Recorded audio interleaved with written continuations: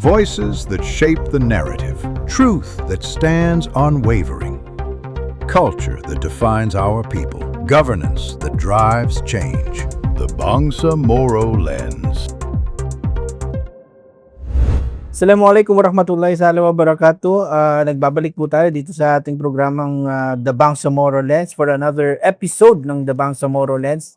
At syempre kasama pa rin ang inyong lingkod, Nords Maguindanao. Maganda ang pag-uusapan natin ngayon at may makakasama tayo. Attorney Alex? Yun, isang mapagpalayang gabi no, sa ating mga lahat po ng sumusubaybay ng ating The Bangsamoro Lens at tulad nung napag-usapan namin ni Nords, magbibigay tayo ng opportunity doon sa ating mga kababayan, even candidates, regional political parties, even yung district or sectoral, na maging kabahagi po natin ang Bangsamoro Lens doon sa pagbibigay linaw din sa kanilang mga programa. Yes.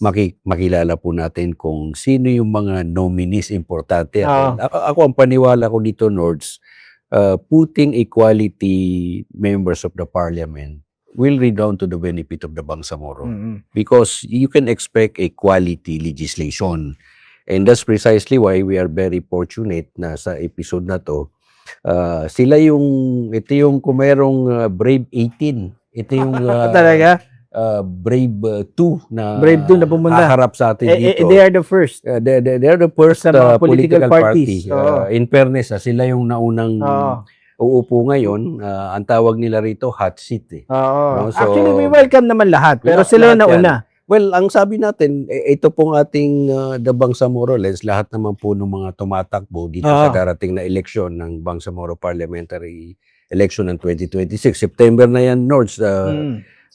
Kumbaga, malapit-lapit na rin yan. And obviously, we will provide an opportunity at dito makakasama po natin yung dalawang nominado ng isang partido politikal ng regional party ng BARM, no? Ito yung ating Moro Ako, pero ipakilala muna natin, Lord. But before that, Attorney Alex, nagpapasalamat tayo sa lahat na nag-view, sa lahat na nanonood, sa lahat na nag-share ng ating podcast. In 2 months time, talagang umaangat, nakikita natin yung suporta ng lahat ng nanonood. Napakaganda po nung traction. Ibig sabihin niya, Rose, maraming naniniwala We make sense. pa sa atin. We make sense, no? At least, no? Well, at least. That's the reason naman talaga. Yun naman ang importante doon na hindi lang ito yung tipong marites, no? Ito po ay based on factual as well as yung, lalo na kapag ang iupo natin, mga abogado. Kaya nila, straight from the horse's mouth. Straight from the horse's mouth, no? At wag na natin patagalin. Yes, At medyo, at least para maumpisahan natin. Kasama po natin sa episode na to, of course, si Attorney Najib Taib, nandito po sa ating kaliwa, at yung ating former assemblyman ng 2nd District ng Lanao del Sur, ARMM pa nun, si Proxy Macarambon Jr. No? So, again, baka gusto nyong sila na mauna. Bumate. Bahala na rin sino gusto nyo mauna sa inyong dalawa. Assalamualaikum warahmatullahi wabarakatuh. Ako po si Assemblyman Proxy. Ako po yung first nominee ng Moro Ako. Kami po yung last na kasali ako sa last member ng RLA. Yun yung defunct na RLA. Defunct sa RLA sa ARMM. So ngayon, meron ng bago yung BARM. At ngayong hopefully ngayong September 14, magkakaroon tayo ng first regional parliamentary election. So kami, nakafile kami ng candidacy dun sa party list system ng mga representatives sa parties. Kasi mayroong 40 seats na available para sa mga parties. Kasi itong parliament kasi, majority of which magagaling sa mga representatives from the different political parties. Ayan. Okay. Sakto. A'udhu billahi minasyaitanirrajim. Bismillahirrahmanirrahim. I am Attorney Najib Luqman Taib, the party president of the Moro Ako Party. As sabi nga ni Ka-Proxy, the party will be joining the historic first BARM parliamentary elections. Okay. Simulan natin sa paano nga ba, I mean, we have asked this to almost all of our guests Kasi syempre, ang purpose talaga ng the Bangsamoro Lens is to zoom in on the coming Bangsamoro parliamentary election. And with that, ay tinatanong talaga namin with all our guests, how important it is na talagang lahat ay sumali, bumoto this coming Bangsamoro parliamentary election. Any one of you? Actually, yan din ang mga advokasya namin. Aside from that, it is actually a mandate of every political parties, yung tinatawag nila na voters education. Tapos kami na mga, as we consider our party as a small political party. Okay. Di naman tayo, yung mga nominees ng party, wala pong nakaupo na incumbent members of the parliament. That's why in comparison with the other political parties, we always claim na kasama kami sa maliliit. Pwede ba natin masabi na dark horse? Maliliit na political party. So, ang isang strategy na nakikita namin is kung maintindihan ng Bangsamoro people the relevance and importance of the first BARM parliamentary elections. One of our discussions na palagi naming dinidiscuss sa mga voters education, even sa social gatherings, sa atin, sa mga family gatherings, we always explain na dapat ang Bangsamoro mag-participate sa first parliamentary elections. Unang rason, ito po ay resulta ng jihad for several decades. Then, pangalawa, yung opinion ng known na mga professional natin, actually si Kaka-Doktor Makapado Muslim. Nakita ko yung article niya, dating presidente ng Mindanao State University. Naniniwala ako sa opinion niya na with the kind of autonomy ngayon na meron ng BARM na binigay sa atin ng national government is parang it's actually a genuine autonomy. For the reason that the government gave us the financial independence, yung fiscal autonomy at saka yung block grant. So as a result, kung ang mailagay natin dyan na members of the parliament, yung objective niya or yung goal niya ay para magserbisyo sa Bangsamoro, wala na pong rason ang Bangsamoro government, no? Para sabihin na we cannot do this because we are financially constrained dahil 5% ang binigay sa atin from the national revenues. And yun na nga, may fiscal autonomy tayo. Ang basic explanation nila dyan, kung hindi natin maubos yung budget natin, hindi natin binabalik sa National Treasury. Tapos yung block grant, wala na yung requirement na pumupunta sa congressional hearing during budget hearing. So isa po yan. Another point is, as provided in the Bangsamoro Organic Law, the parliament is given an authority to establish or create any office na sa palagay nila it will serve or it will solve a particular problem ng iba't ibang communities sa Bangsamoro. Si SMB, baka may dagdag pa. Yes, well, dapat talaga sa ngayon, dapat yung lahat ng mga kababayan nating Bangsamoro na talagang makisali, lumahok or bumoto talaga dito sa September 14 na election. Kasi halos lahat tayong Bangsamoro affected dito sa bagong government ng Bangsamoro. Kasi ang laki-laki na ng power na binigay sa atin ng government. Unlike noon, kulang pa yung mga economic powers, yung powers ng BARM government dun sa mga health sector, dun sa education. Ngayon, ang dami na. So, yung life ng mga Bangsamoro, life natin, affected talaga tayo sa pang-araw-araw natin na life. That is why, very important na talagang tayong lahat ay sumali, mag-participate tayo dito sa Bangsamoro government. At dapat yung mga kababayan natin, na yung mga makakaboto na, nakaregister ay sumali na rin. So marami talaga ang mga features na bago na wala sa dati. Example is yung pinakamalaking features dito yung pag-transform ng dati kasi presidential form yung presidential form yung type ng member kami sa RLA. So matagal yung ginagawa naming mga legislation, matagal yun bumaba sa tao dahil i-approve pa ng i-approve pa yan ng executive department. Like example, the regional governor, minsan walang pondo kaya may mga legislation na minsan namamatay yan.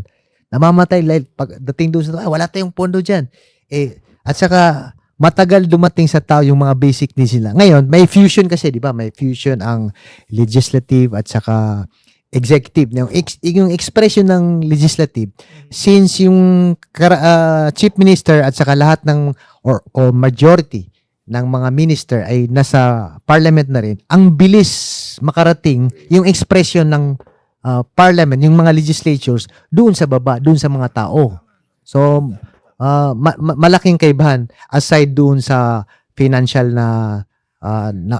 financial yes ng Doon sa structurally parang ang difference, one of the main difference between the old ARMM as well as the BARM, aside from na meron kang tinatawag na fiscal autonomy, dito yung process of legislating mas cohesive dahil sa parliament, the ministers are part and parcel of the parliament itself.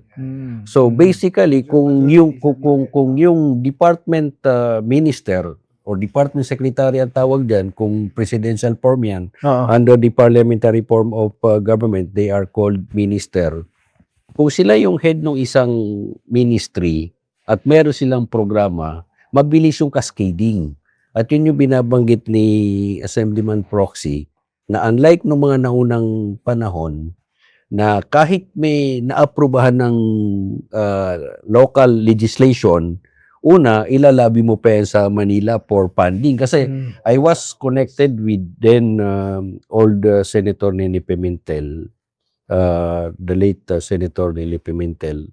Nasa Blue Ribbon Committee rin kami noon. But noon, pag inaakyat yung budget ng ARMM at that time, parang kang department, regional department, you have to depend.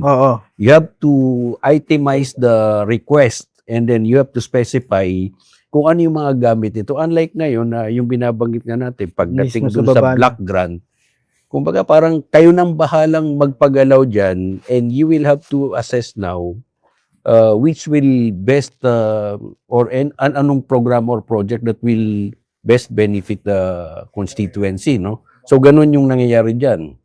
Pero ang tanong ko sa inyo, yung sa Moro Ako Party, talaga bang na-anticipate nyo to or kailan kayo nagkaroon ng sort of decision na makilahok? Dahil una, binanggit mo kanina, Attorney Taib, na kumbaga, dihado ang laban dahil meron kang tinatawag na principle of equity of incumbents, no?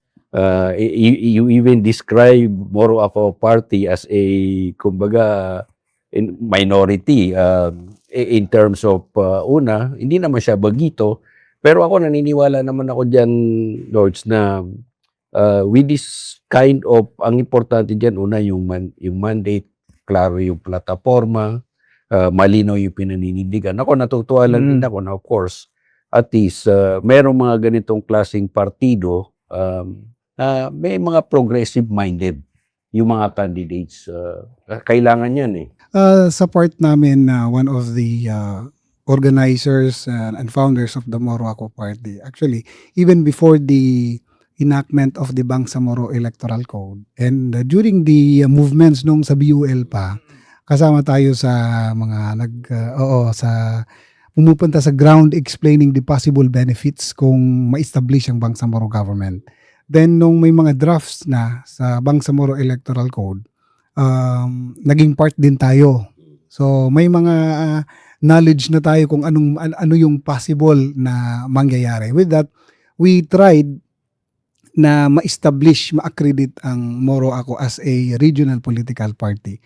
As to the aspect naman na sa chance na mananalo ba ang party, admitting the circumstance, no, sa political circumstances ngayon sa Bangsamoro government, we are still hopeful na yung kabataan, the youth sector, based kasi ito sa data, nasa more than 70 or 80% na nagpa-participate sa election are coming from the youth sector. So, ang strategy ng political party, ang advocacy namin, ang ginagamit namin na mga sa kampanya, yung concern talaga ng ordinaryong Bangsamoro. That's why we always use yung tagline ng Moro Ako Party na the voice of the ordinary Bangsamoro people. Ang boses ng ordinaryong Bangsamoro. Because based doon sa priority bills na ginawa ng political party, proposed bills kung pala rin no, na maging party tayo ng Bangsamoro Parliament. At least sa part ng Moro Ako Party, hindi pa tayo magkakandak ng research because the research have already done. So, isasubmit lang yan sa Parliament yung 15. Actually, it's more than 15 priority bills pero hindi naman natin pwede sabihin na 50 or 100. So, Hindi, among the 15, ano yung palagay mong transcendental or something na pwedeng masasabi mo na ito yung priority natin. In response actually sa sentiments ng mga ordinaryong Bangsamoro because they've been saying na although yung Bangsamoro government may nagawa din, no? We cannot say na wala silang nagawa. Pero yung impact ng serbisyo ng Bangsamoro government, hindi siya ramdam ng ordinaryong Bangsamoro. So, isa sa mga sinusulong ng Moro Ako Party, yung tinatawag natin na libreng hospital. Pangalawa, yung libreng kolehiyo. Pangatlo, yung tulong pinansyal sa mga senior citizen. Bangsamoro, hindi naman yan yung ayuda, no? Oo, hindi naman. Alam mo naman yung ayuda, ginagamit na lang yan as political... yes, but the difference, the difference, baka hindi natin maiiwasan yan, pero yung preparation natin is, this is a legislative move. So, ang ibig sabihin, kung may mga possible or anticipation na baka mangyari yan, through legislative enactment naman ito eh. So, hindi to as response din sa mga nagbibigay ng kritik, Kaka-Norge, no? Nasabi nila, baka kung manalo kayo hanggang sa salita lang yan. Yung sinasabi namin, hindi naman kami ang magiging chief minister. Ang effort namin, kung manalo ang Moro Ako Party, isasubmit natin yan sa parliament. So, the good thing, the positive aspect of these bills, so, minsan, through jokes, ang pag-explain namin na kung sakali, example, yung libreng hospital, kung sakaling may mag-object na member of the parliament, hindi tatawag tayo ng press con. Na ito yung mga members of the parliament na ayaw magkaroon ng libreng hospital sa Bangsamoro government. Walang nangyari yan. Yung nagpasa ng anti-dynasty bill na binabaho yan. So, at least, yung chance na is that feasible ba na posible bang mangyari yan? As to the financial aspect, laki naman ng pondo eh. Laki naman ng pondo. Based on the recent count ng COA, underspending pa ang BARME. So meaning there are so many projects that are not has been pushed because COA na mismo nagsabi, you are underspending. Ano ba ginagawa nyo? Tama naman yan dahil yun na nga, nakikita natin sa mga reports no sa BARM na umabot ngayon ng I think 126 billion or 110, basta ganoon, more than 100 billion. Pero hindi naman yun ang 5% sa national tax collection. Ang 5% sa national tax collection nasa more than 90, no? 90B. Bakit ba umabot ng 120 or 110 billion? So yun yung mga unutilized parang funds.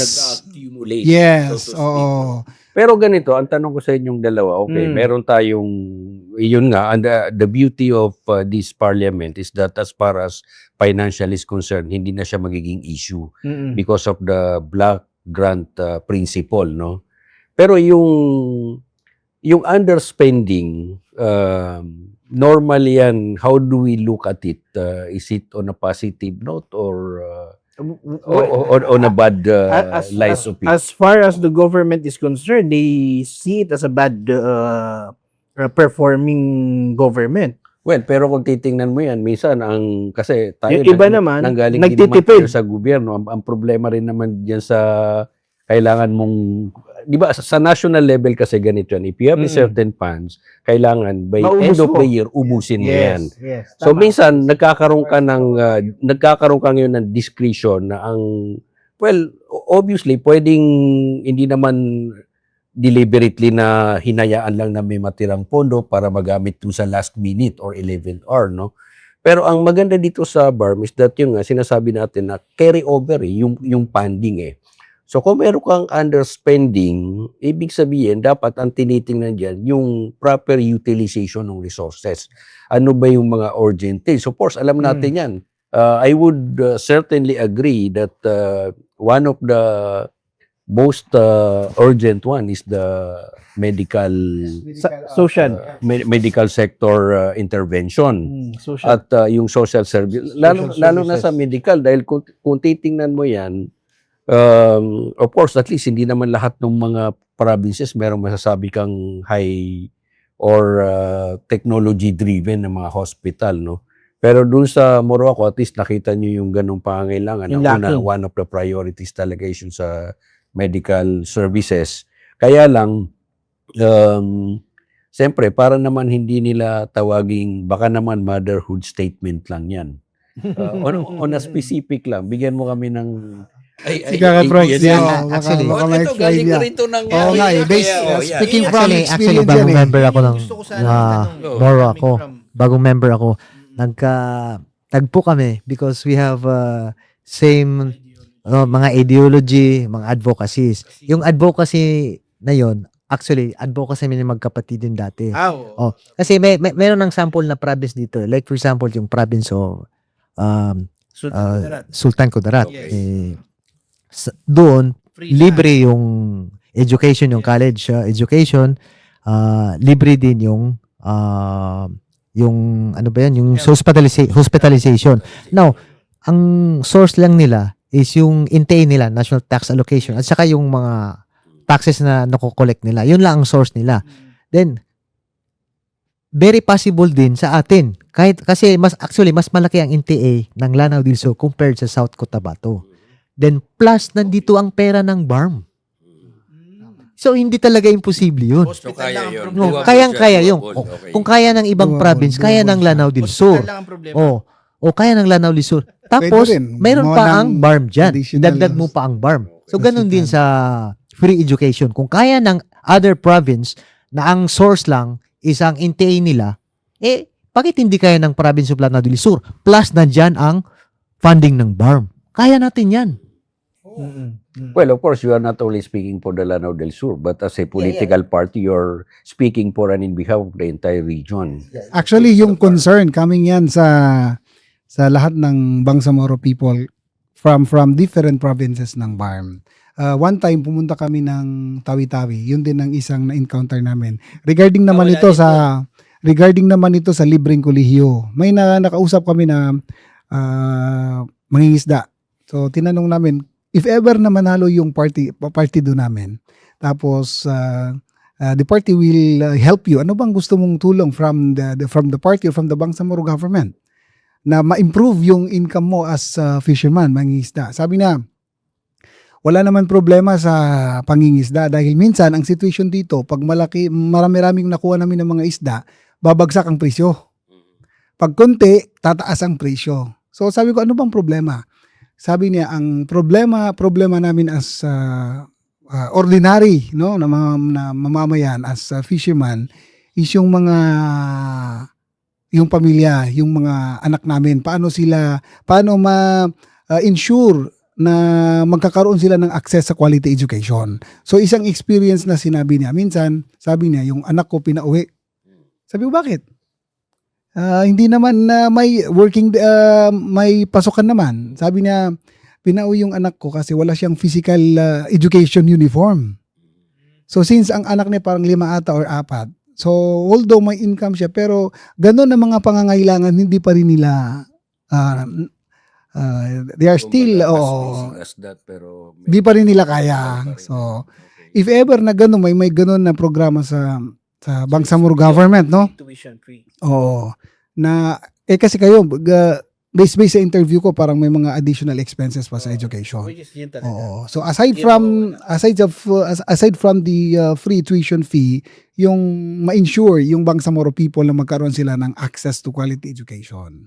Well, alam mo, importante yung access to quality of education dahil for one, kung titingnan natin yung data, as far as literacy concern is Bababa pa rin concerned, tayo. if you compare it to other regions, mababa pa rin yung ratings natin. But tama yung, siguro yung una, medical services, access to quality education. Kasi may quality of education, wala ka namang means of access. Dahil of course, yung mga tao cannot afford, no? As basic as education is concerned. Pero yung bang Moro Ako, may mga, aside from yung mga ganito, may mga podcast or may mga show, ano yung mga means na ginagawa nyo to reach out so that itong mga programa na ganito, cascaded. Because ang pinagkaiba kasi notes nung district, at least kung sa district, medyo compartmentalized eh. District concern ang kailangan mong ibaba sa tao. Dito sa regional, political party, ang tinitingnan mo dyan, you are concentrating not only in one or two provinces, but as a regional. 5 So, ibig sabihin, ang nangyayari dyan, foremost, kasi kaya may district, dahil kayo, sa district na kayo, pero pagdating sa regional political party, parang ang nagiging vision nyo kung ano yung, what will benefit the entire region. Yun yung kailangan marinig eh, kasi ang buboto sa inyo, buong rehiyon eh. So, hindi pwedeng, alimbawa, as a regional political party, nakaangkla ka lang dito sa isang issue na issue, alimbawa sa Lanao del Sur, Maguindanao, or Basilan, or Tawi-Tawi. Yes, correct. Actually, the good thing sa party representation sa parliament is ang kandidato yung political party. Yeah. So the COMELEC actually was very strict doon sa petition for accreditation. In fact, yung requirement as to local chapters na all of the provinces and all of the cities sa national majority ang term sa BARM ang ginamit is all, and majority of the municipalities in every province. So ang ibig sabihin, pag establish yung political party, may mga local chapters. So kung ano man yung mga advokasya ng political party, yung sa regional officers, we don't need to go to Tawi-Tawi, we don't need to go to Basilan because we have local chapters there doing the field works, reaching the ordinary people kung ano ho ba yung mga propaganda, ano ba yung mga advokasya ng political party. So yan po yung mga basic na strategy. Good thing na very strict ang COMELEC sa registration because ito yung effect. Kasi established na-meet natin yung requirements. Then as to the movement ng political party, we are moving as a group. So may mga established political chapters in different local chapters.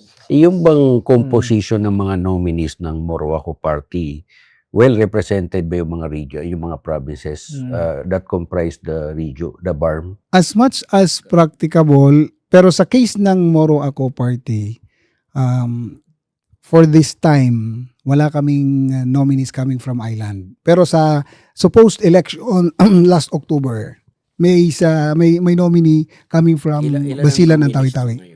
On record. Mandatory yung 40. So we have 40 nominees. Mandatory yun. Sabi niyan, kung 40, ilang provinces tayo maliban dun sa 5 plus yung is. Yes, special geographic. Kasi dun sa 2.3 million or 2.5 million na registered voters. 2.3 ngayon, mga 2.3. Sabihin natin 2.3 yung regional registered voters sa BARM. How confident? Kasi sinasabi mo kanina, 70% of that ay nasa youth sector. In fact, tinitingnan ko yung data. Inaral ko rin yung data kung yung usage ng social media for purposes of Bangsamoro Parliamentary election in 2026. Dahil dito kasi nag-evolve na yung discussion eh. One thing for sure, kung titingnan mo, ang daming mga media platforms sa ngayon, both formal and informal, I look at it as a good thing. Dahil kumbaga, mas maraming multidimensional, mas masisiguro natin na makakarating yung messages, yung mensahe, no? And that's precisely why kami ni Nords, ito yung gusto naming ma-achieve doon sa mga regional political parties na of course kami, botante kami, pero you would have to convince us. Di ba? I mean, kasi pag sa national, ang problema natin dyan, wala kang mapuntahang mga mainstream media unless talagang kilala ka o anak ka ng ganito. But basically, ito yung opportunity for all political regional parties really to address the region na bakit ko iboboto ang Moro ako? Just because yung bang pangalan attributed sa akin na Moro ako? I mean, is that the... Paano yung mga non-Moro? Paano yung non-Moro? Because ang sabi nga ni Nords sa unang episode namin, not all Muslims are Moro. And not all Moros are Muslims. So, paano mo justify? Yes, actually, may mga members naman tayo na hindi really sa religious affiliation, hindi Muslim. So, ang claim ng political party sa definition natin sa Moro, no, na in some part, some who are not Muslims are considered Moros. Lumads. Yung mga Lumads. So, Indigenous people. yes, oo. There are great numbers. There are numbers of IPs di ba sa Moro area. Pero si Brad, kasi dating member ng ARMM, RLA,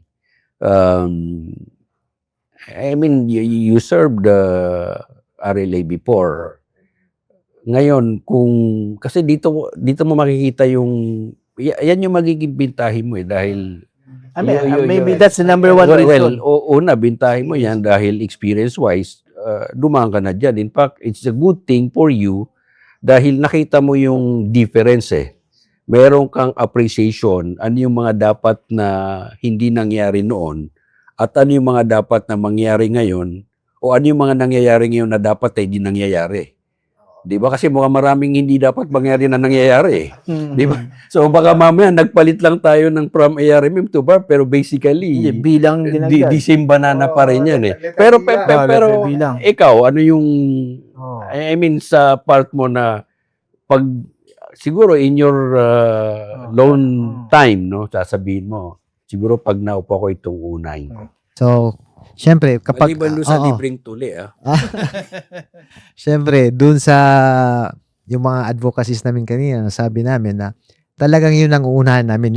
Actually, meron kaming 15-point agenda. So, dun kami talaga at saka, hindi natin maiwasan, merong mga dumadating na mga issue. Ang kagandahan dito kasi, uma-action agad yung sa nakikita ko na yun nga may confusion, talagang may action agad ang government, unlike kami before na dadaan pa kami ng mga resolution, mga legislation. Pero ngayon, nakikita ko talaga na very responsive ang kind of government natin ngayon. So, talagang kung ako ay mahalal, alam mo na kasi diyan sa BARP, kahit pa nag-change yung mga pangalan ng mga opisina. Actually, nag-change ng mga pangalan, pero alam ko pa rin yung ibang paano mapabilis yung mga work kasi may experience tayo. Yan ang magiging inch ko sa hopefully kung mahalal ang Moro ako, yan ang isa sa mga inch dahil sa experience na yun na nga yung gusto kong susugan dun sa tanong ni Attorney Alex na being you involved already in ARMM before, I know that you have been observing how the parliament is doing, how the parliament is functioning, and at the back of your mind, na naisip mo na kung eto ginawa nila ganito, ganyan, no? Yung mga ganyan, based on your observation. So, based on my observation, syempre, no, syempre, karamihan sa mga kapatid natin, hindi naman sila technically magaling. So, kasi sila galing sila Walang nakaupong taga RNA dati, no? Sa current na parliament, no? Wala. As of this moment, wala. Ay, meron si Assemblyman Udin, si sa Taraka ba? Yeah, Si Udin Kwan. Sumagayan. Sumagayan, Brad Okay, Kyan, yes. kasama ko yun sa RLA. Tama. Siya lang ang alam kong nakaupo din ngayon Si Zia, pero si Zia, oo. Yes, So ang napapansin so far ko, siya, tama, no? ang napapansin ko, actually, kung mga technical skill or educational skill, magkaiba yung sa amin at saka dito kasi alam syempre yung mga kapatid natin mga revolutionary sila so we have to understand talaga na pagdating dun sa administration medyo may lacking sa kanila. So parang yun ang isang nakikita natin, no? Kung ang mga maupo diyan ay talagang merong malakas yung mga educational background nila, malakas yung mga experience nila sa administration, paano i-run ang government, talagang mas malaki ang impact ng services dun sa mga tao. Isa rin kaka-Nords no, na gusto kong i-discuss na malaman ng Bangsamoro yung provision na no confidence vote of no confidence. So the good thing about that is nabigyan ng power yung member of the parliament, unlike sa RLA, di ba, na always wala kang choice kundi mag-follow sa regional governor, no? Ano nga yung term Pero natin? dito ang the good thing about this is Rubber stamp ng national oo. government. Yes. Ang restriction dyan is yung 1 year. 1 year upon election, hindi ka pwede mag-declare ng vote of no confidence. And 1 year before the election. So itong nangyayari sa Senate, no, kung i-relate lang natin na makakuha lang ng 13, pwede na mag-declare ng majority. Declare na all seats vacant. Dito, 1 year. May limitation. 1 year after election. Siyempre, And 1 year before. So ang relevance ng provision na yan is nabigyan ng halaga yung member of the parliament. So yung nakaupong chief minister, iniisip na baka itong mga hinihiling ng mga members of the parliament na for the welfare naman ng Bangsamoro people, kung hindi niya ibibigay, may chance, probability or possibility na magtipon-tipon itong mga members of the parliament. After 1 year, baka mag-declare sila ng vote of no confidence. So meaning, hindi absolute yung authority ng magiging chief minister. There is still the possibility na pwede siya ma-oust, matanggal After as a year. yes, after a year as chief minister. Kasi, okay. Well, obviously, ang lagi natin sinasabi, under a parliamentary form of government, we are shifting from a clan-based or kumbaga old traditional politics into a Kasi pwede party base. Kasi hindi Politics. vote by Oo. popularity. Dahil sabi mo nga, ang boto rito, maganda rito, as far as political parties is concerned, what they are voting is the party itself, not necessarily the people running under that parties, no? So in effect, nagkakaroon tayo nung sort of transition, real-based transition. Pero is it, kumbaga, masasabi mo na how will you now reconcile with that kind of statement with what's happening on the ground? Because essentially, those running are the same family names. So parang ang nangyayari ngayon dyan, we are shifting in form but running Not with in the same substance. warriors. As to the political circumstance natin sa BARM, no, may uniqueness, may peculiarity. Pero the good thing is, nabigyan natin ng opportunity yung mga ordinaryong Bangsamoro na mag-participate, maging membro ng parliament. We cannot deny that na may influence talaga yung mga andyan, no, na nasa power. Pero if we compare it sa RLA, dati, na example yung mga nangyayari kasi, may mga exceptional na circumstance no, nangyari nung sila ang mga kandidato. Mostly ang nangyayari for several years, nag-uusap-usap yung mga mayor. Na ito yung kandidato natin, ipasok mo ako. Then ang nangyayari diyan, kung you are ordinary civilian, hindi ka pwedeng mag-run for assemblyman dahil very minimal yung percentage para manalo. Exception yung panahon nila kasi hindi siya mayor pero siya ang first vote, di ba? Sa district niya na hindi naman siya mayor. Pero ganun pa din yung opportunity na very minimal. Tapos dito ngayon sa BARM, example, wala kang mayor, no? Pero ang requirement para makakuha ng seat yung party is 2.5.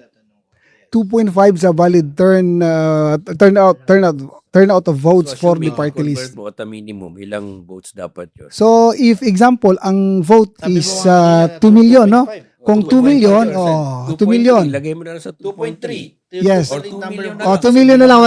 Hindi naman tayo mathematician, no, para mabilis, no? 2 million. For purposes of giving lang, example lang, approximate lang. approximate. So if 2 million, 2.5 of that is 50,000. Yeah, okay. So mag-create, ano ba 'yun? Yung sabi ko nga na if ang political party magkaroon ng totoong collective effort, kaya ng political party na makakuha ng 50,000 coming from the entire BARM. So doon magkakaroon ng meaningful transition. Yes. So parang 10,000 per province. Plan-based. Yes. Party-based. Dahil kahit papano naman, you are assured that by party working as one, you have 40 nominees in 40 working forces, team. Including the mandatory local chapters. So hindi malayo talaga na may pumasok. Yes. So example, sa case ng party, dati 10,000 ang mandatory membership. Ngayon, binaba ng 5,000. Kung yung 5,000 na members, no? Mag-move talaga yan, no? Magaan lang sila. Times 1 lang. Times 10 lang. Tama. Di 50,000 na. So, despite the presence of those clans, no, na may influence sa community, as they've been there, no, may chance pa din. Pangalawa, na justification natin, ito yung mga factor na nagpupusa atin kahit hindi tayo mayor. Ang mechanics dito, hindi magkakalaban yung mga political parties. Thinking na sa chief minister, baka itong political party makapasok, kailangan ko yung isang vote. Kasi mandatory majority So 80, meaning ang majority of 80 is 41. Paano kung example, itong political party makakuha ng 1, 2, 3. Then, sa election sa chief minister, makakuha lang sila ng 40. Kailangan pa din niya ng isa. So wala siyang choice. So sa level, sa first stage ng election, yung mga political parties, hindi nila pwedeng i-declare yung isang political party as their political enemy, no? Or enemies. So the effect of that is ang totoong kalaban ng political party yung sarili niya. Paano niya ma-reach yung 2.5? Or kung gusto na mas marami, paano niya makuha How yung many 5%? parties are they running? 16? We have 16 accredited regional parliamentary 16 political accredited. parties, but 13 who have nominees for the party representation. Other political parties na accredited, wala silang nominees. They only field the parliamentary district So candidates. technically, if you would put it na every party would have a 50,000 vote, all of those party will have one seat. Yes, guaranteed one seat. Guaranteed one seat. That's 2.5 of the turnout. At a community level, mukhang feasible naman yung Feasible. 50,000, no? Oo. Siguro magkakaroon ka na lang ng add-on, depende dun sa sipag nung gumagalaw sa baba, plus the fact if you can be assured that makakascade mo sa community yung program. Tulad nyo, meron kayong 15-point agenda.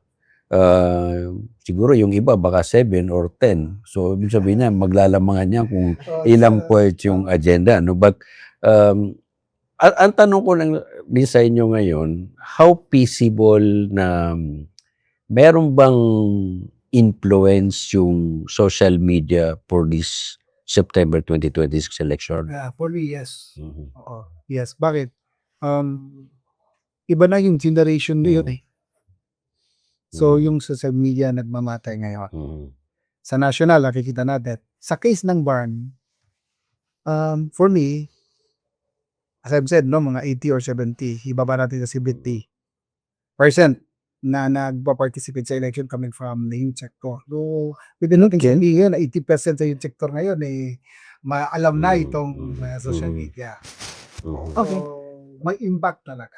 Pero ako for me, we cannot do away with not talking about yung with regards on the possibility of vote buying. Kasi even on the parliamentary setup, I think andyan at andyan pa rin yan. No? Before, you were saying, may dadagdag ka? This is sa social media Siyempre sa amin yung mga top nominees namin sa Moro Apa is mga top nominees yung mga taga-Lanao. Yeah. So, through social media nakarating yung mga boses namin dun sa mga Highland provinces, iba. Kasi mahirap naman although may mga members kami to pero konti lang. Oo. Pero yung social media talaga kailangan nyo kari sa lahat ng mga provinces ng bar. Hindi lang sa Lanao kasi madali lang napuntahan namin is yung mga Tapos mga Sa so it would still be a challenge. Actually, ito yung Archipelagics na setup ng so ito yung instrument or opportunity na pabor sa mga maliliit na political party. Well, papalagay ko, hindi lang pabor, but this will give you an edge over other political parties na kumbaga ang nangyayari sa kanila concentrated you have to remember that as far as the regional political parties is concerned, iboboto to at a region-wide level. So, ibig sabihin yan, pwedeng yung iba, hindi pa nga nila alam na mayroong partidong ganyan. But they have not probably heard of the name itself. Though, of course, ang sinasabi natin ngayon, kasi tinignan ko rin yung usage, percentage usage ng Facebook sa BARM, as far as Facebook is concerned, napakataas din ng usage natin ngayon. So, ibig sabihin yan, very active yung community pagdating dun sa social media at palagay ko essentially, this will play out. Makikita natin yan, hopefully, comes September 2026. Pag nakita natin kung siguro sana magkaroon ng assessment, no? Pag natapos yung election, kung gaano nagkaroon ng influence yung social media because ito kasi yung magiging equalizer natin. Of course, kanina binabanggit ni Nords talaga namang we have to accept the fact na meron pa rin mangyayaring vote buying and vote selling. And the influence of these major parties. Hindi lang naman nangyayari sa BARM yan. Kumbaga, culturally, ito na yung... Pero sa part namin sa party, legally, ayaw namin ng ganyan. So, isa yan sa advocacy ng political party. No to vote buying. Yes, no to vote buying. Pero yung sinasabi nila, practically speaking, na baka imposible yan. So, isang rason yan na para mawala ng gana yung mga supporters. So, tinitingnan namin yung provision sa batas. Ito hindi candidate yung nominees eh. This is a political party. Because So, it's a party. So, may mga paraan yan. So, ang tanong dyan, bawal ba na bigyan natin ng mobilization ng 5,000 members para pumunta sa polling precincts to vote, di ba? And support the political party? Siguro hindi naman bawal yon. Kasi you're helping the members na ma-assure natin na talagang mag-join sila. So, as to vote buying, as I've said, no, categorically, ayaw ng political party. Tsaka dapat naman. It should be, that should be a taboo. In fact, yan yung perpetual problem why yung mga those who should be there ay di nauupo because of this kind of system. But having said that, ang importante naman dyan, bukas yung Moro Ako Party sa mga ganitong diskusyon. No? Dahil, at least sabi ko nga, hopefully, pag nandyan na kayo, masasabi natin, inshallah, kahit paano naman yung Bangsamoro Lens, nakapag-ambag sa inyong sa inyong vision. Dito na lang tayo. I would like to talk on this topic wherein alam naman natin that the BRMM, the current setup of the BRMM, and then so as the BOS, is naka-amplify doon yung term na MILF-led. Diba? Yung MILF-led. Now, it is given the opportunity for 7-8 years, if I'm not mistaken, na talagang nanguna on the first years of the BARB, yung MILF. Although, on the last part of it, medyo nagiging sketchy or nagiging tumatagalid yung membership o kaya yung the appearance of the revolutionary groups when it comes to running the BARM. Ngayon, come election and that the parties, there are parties who are involved in the revolutionary groups, di ba? And there are parties who are sasabihin natin na they are on the side of the advocacy and society na groups, party lists that are on the side. Kasi aminin natin, there are parties who are never involved on carrying of arms during the revolution, 'di ba? So how do you put that into context, or rather in support pa rin that, we should, kasi may mga lumalabas sa attorney Alex na hindi naman kesyo hiningi yan ng MILF sa gobyerno na magkaroon ng BARM, walang contribution din yung iba. May mga ganun na messaging na iba. So how do you see that? Like, for example, do you still consider this coming election na dapat the support also, or rather, yung choice, yung option. Sino ba sasuporta natin? like for example, in the list of the Moro Party o Moro Ako Party list, meron ba coming from the MILF, MNLF? Hindi pwede yun because they have their own political parties na bawal yung double membership. Technically, ganun, di ba? Bawal yung double membership. But, from the very beginning, ang sinasabi niya, the BARM was asked by the MILF, di ba? So, how do you play with that? Una, ako muna, dagdagan lang ni Kaka Proxy. Ultimately, nag-effort ang mga kaka natin sa MILF, the MNLF, for the welfare of the Bangsamoro. Yes, so alam natin yan lahat. Hindi naman natin pwede sabihin na since binigay yan ng gobyerno, dapat forever kami. And dumating tayo sa stage na political stage at saka governance.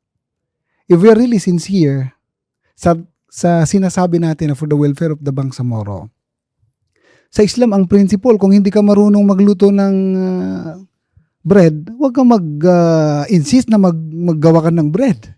Di ba? May mga Quranic verse yan, yung mga alim natin alam nila. Ang ibig sabihin, nasa stage tayo ngayon ng governance. Kung sino yung nararapat, qualified for the governance, isa na dapat yun ang ma-realize ng Bangsamoro people, yun ang iluklok natin sa parliament. This ultimately, jihadist ka man, coming from this revolutionary group, sa political clans, sa civil society, ultimately ang sinasabi natin, for the welfare of the Bangsamoro people. Pero ang pagkakaintindi ko lang doon, correct me if I'm wrong, na doon sa context nung kailangan MILF-led during the transition. Tama.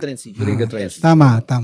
So kasi actually that's a confidence building . Oo. Dito mo na makikita na halimbawa magkakaroon ka ng transition for a mandated election by the people. So, of course, as far as dun sa mga members ng BTA that are now running, they will be judged according to their performance or according to their accomplishment. So, ang mangyayari dyan, it's like you are now offering if whether you even deserve to stay there or you have to be replaced somehow because expectation-wise, hindi mo nagawa yung ina-expect sa'yo, no? So, palagi ko doon magkakaroon ng, doon mo marireconcile yung idea na, sabi mo nga, may stages yan, meron tayong political concession, part of this is yung transition period. Which were And given to then, them already. Now, more on governance na yan. So, ako naman, ito yung maganda rito dahil unang-una, nakikita naman natin, Lords, na yung mga ibang political parties, essentially yung mga ibang nominees nila, masasabi natin na halos kwalipikado. Equipped naman. At yun yung gusto natin makita na sa Bangsamoro parliamentary election, mangibabaw yung klase ng kalidad ng mga uupo. Dahil, sana dahil sabi ko nga, sabi nila, quality begets quality. Di ba? I mean, what do you expect from somebody who is not deserving to be there at the end of the day? Minsan, yung mga nangyayari sa ngayon, ang gulugod, napaka-toxic na ng politika sa Pilipinas, and then some would say, well, we deserve the leaders we elect. At sana naman hindi ganun din ang mangyari sa bar. Let's not make a Senate version of our own in our area. At least sana naman magsilbing hopefully magkakaroon kasi ng transition from a mere appointed position Yeah. into an elective one. So, In, ibig sabihin, ito, in which yung full force ng BOL, Oo. doon na talaga kasi at least ma-observe. dito ang mandato galing na sa tao, hindi na galing sa Malacanang. That's the number one. Unlike nung pag-appointive ka, that you have to please Actually, tumulong tayo doon sa advocacy ng MILF. So sabi mo, paano tayo Siyempre, ang sa akin, dahil gusto ko yung advocacy nila, ang akin lang, para na rin makatulong tayo, paano ma-implement yung talagang gusto ng mga brothers natin. Paano? Kasi may experience tayo sa legislation, kahit pa paano, mayroon tayong alam sa administration. So, ang akin lang is tumulong tayo dun sa original na advocacy nila. Siyempre, marami kaming similarities dun sa advocacy nila. Gusto ko din. Kumbaga, we still want to see members of the revolutionary group to be part of this siyempre coming naman. setup of the parliament. May mga political parties din naman eh. Almost lahat ng revolutionary group. MNLF nga dalawa eh. So MILF ngayon, dalawa. So apat na political parties. In which, at the end of the day, it's still the voters who will choose kung sino. Diba? Kung sino yung iboboto ng mga party system. Sometimes, di mo alam, yung boboto, na engrave in their hearts is the revolutionary group. Because, aminin na natin, because of the traditional politics, ayaw na nila.